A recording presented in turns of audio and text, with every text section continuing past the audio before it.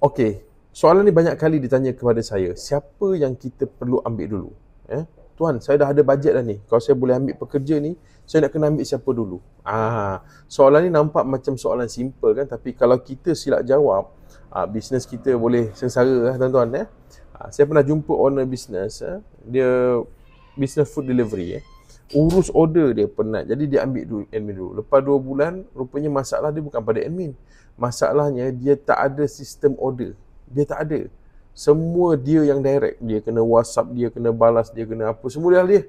Okey. Lepas tu bila dia ambil admin, staff admin tu pun duduk pejabat macam orang tak ada kerja lah.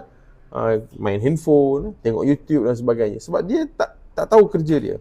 Okey, saya juga pernah jumpa owner kedai printing yang dulu ambil designer sebab rasa design tu paling penting. Tapi sales tak naik. Rupa-rupanya masalahnya bukan pada designer, masalahnya pada marketing ataupun sales. Jadi bila dia ambil designer, masalah sales tak naik tu tak boleh selesai. Okey?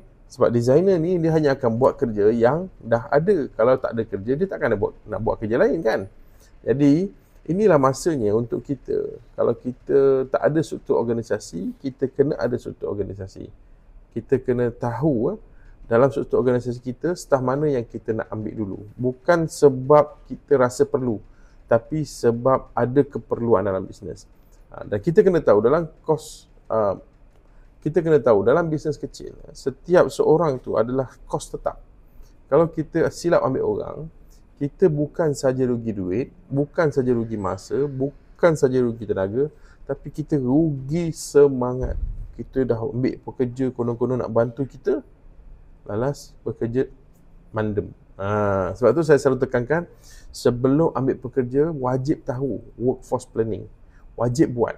Rancang siapa perlu masuk dulu, siapa kemudian kena tengok cash flow, kena tengok beban kerja, kena tengok potensi kerja itu untuk menaikkan revenue kita.